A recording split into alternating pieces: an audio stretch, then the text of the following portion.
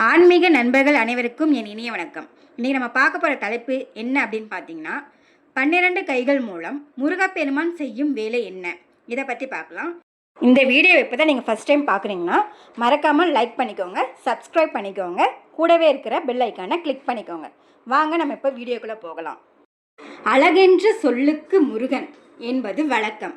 ஓம் என்னும் பிரணவத்தை கூறிய முருகப்பெருமான் பக்தர்களுக்கு வேண்டியதை அருளும் வேலாயுதமாக உள்ளார்.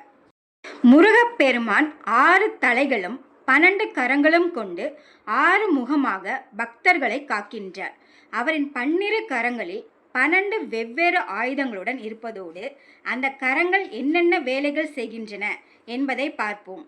முதல் கை தேவர் முனிவர்கள் பக்தர்களை காக்கின்றார். இரண்டாவது கை முதல் செய்யும் வேலைக்கு மற்றொரு கை உதவி செய்கிறது. மூன்றாவது கை உலகத்தை தன் கைக்குள் அடக்கி வைத்து காக்கின்றார். நான்காவது கை தேவையற்ற ஆசைகளை நிராகரிக்கின்றார். ஐந்தாவது கை பக்தர்களுக்கு நிறைந்த அருளை அருளுகின்றார். ஆறாவது கை தன் தாய் கொடுத்த வேல் கொண்டு பக்தர்களை காக்கின்றார்.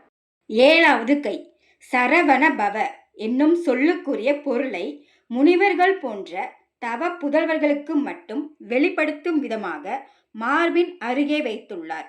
எட்டாவது கை மார்பில் இருந்து தொங்கும் மாலையை தாங்குகிறது.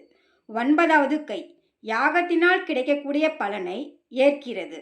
10வது கை இதுவும் யாகத்தினால் கிடைக்கக்கூடிய பலனை ஏற்கிறது.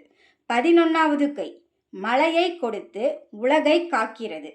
12ஆம் கை தன் மனைவிகளாகிய வள்ளி தெய்வானைக்கு மாலை சூட்டுகிறது.